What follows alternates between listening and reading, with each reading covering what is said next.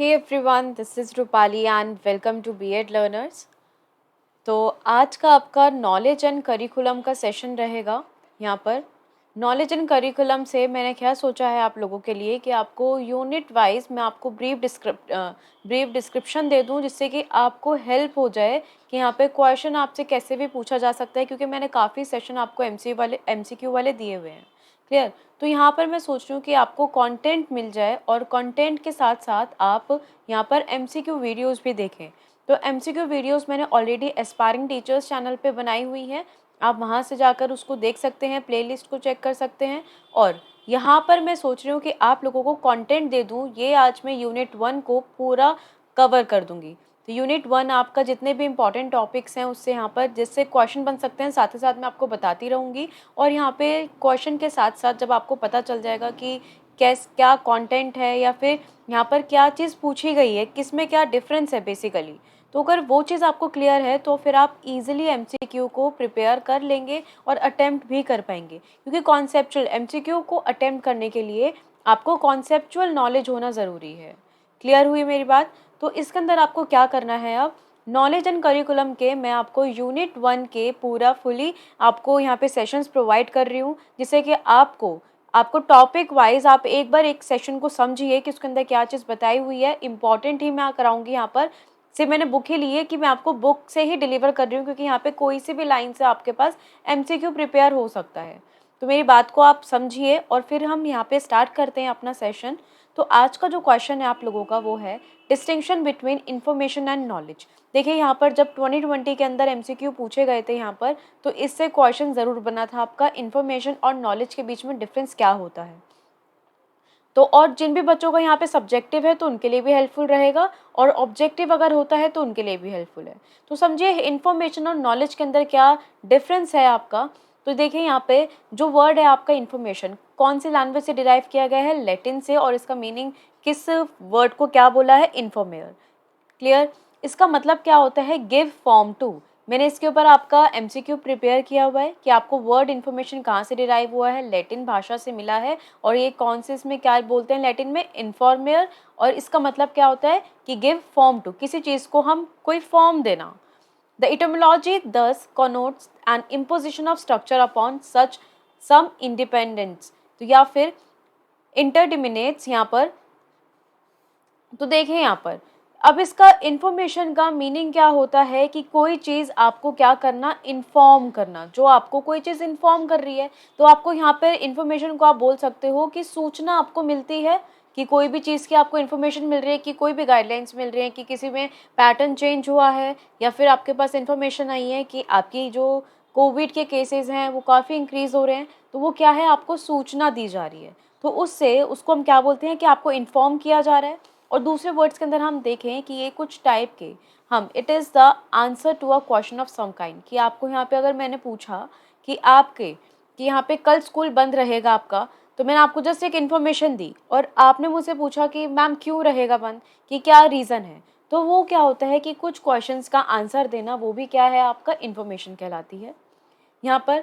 तो देखिए it is also that form which data and knowledge can be derived.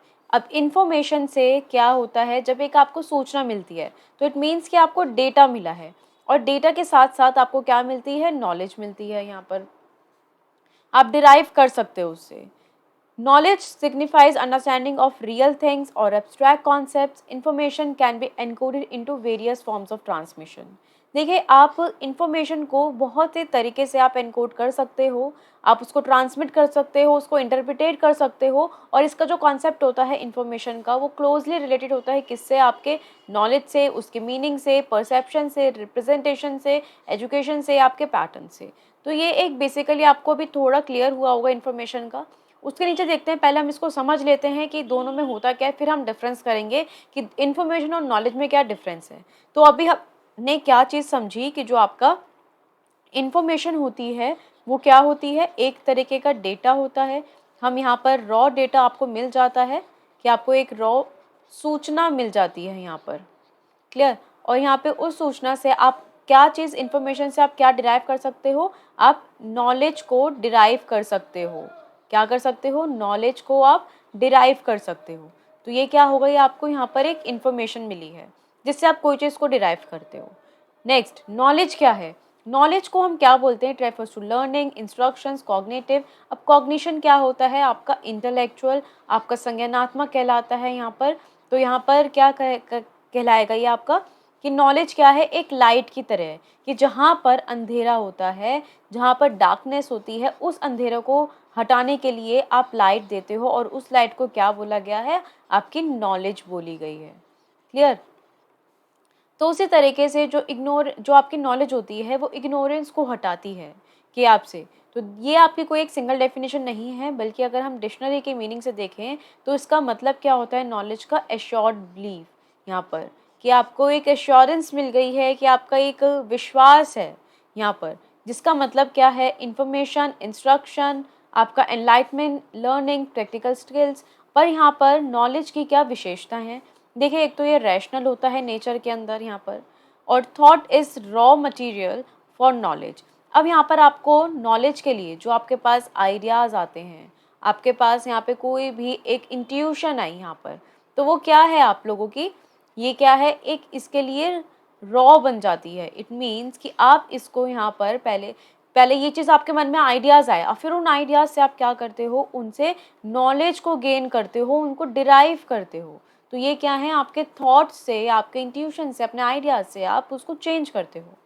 Language is the vehicle of knowledge. Knowledge क्या है? एक certain है, एक वेरीफाइएबल है। आपका इन्फॉर्मेशन आपकी इतनी सर्टेन नहीं होती है, बट जो नॉलेज होती है वो सर्टेन होती है। नॉलेज क्या है? डायनामिक होता है नेचर के अंदर, वो चेंज होती रहती है, जैसे जैसे टाइम बीतता रहता है वैसे वो चेंज होती रहती है। It is based on human experiences. देखिए, नॉलेज आपको कैसे मिलती है? कि जब कोई इंसान कोई चीज़ एक्सपीरियंस करता है, उसके मुताबिक आपको वो नॉलेज मिलती है। Next, it is both subjective and objective. तो ये आपके दोनों ही इंपॉर्टेंट पॉइंट हैं आप लोगों के, कि आपकी जो नॉलेज होती है ह्यूमन एक्सपीरियंस पे बेस्ड होती है, एंड ये ऑब्जेक्टिव एंड सब्जेक्टिव दोनों ही होती है आपकी नॉलेज। क्लियर?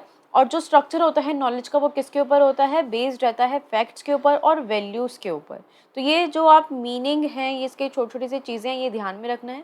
सेशन में आपको छोटे से प्रोवाइड करूँगी, कि छोटे छोटे सेशंस के अंदर आपको इन्फॉर्मेशन मिलती रहे, आपको नॉलेज आपको पता चलती रहे कि इसके अंदर क्या चीज़ें पूछे जाती हैं। तो देखिए, यहाँ पर हम बेसिक डिफरेंस देख लेते हैं नॉलेज और इन्फॉर्मेशन का। अब इन्फॉर्मेशन क्या होता है आपका?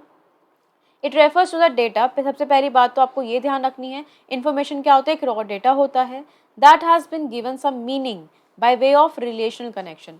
जब ये किसी के लिंक में आता है, किसी से आप रिलेशन में आता है, तो वो मीनिंग बनाता है, अदरवाइज इसका कोई मीनिंग नहीं होता। तो एक डेटा होता है, आपको सिर्फ एक रॉ डेटा होता है, जो जिसके साथ मिलकर किसी के रिलेशन में आकर वो उसका मीनिंग को क्रिएट कर देता है।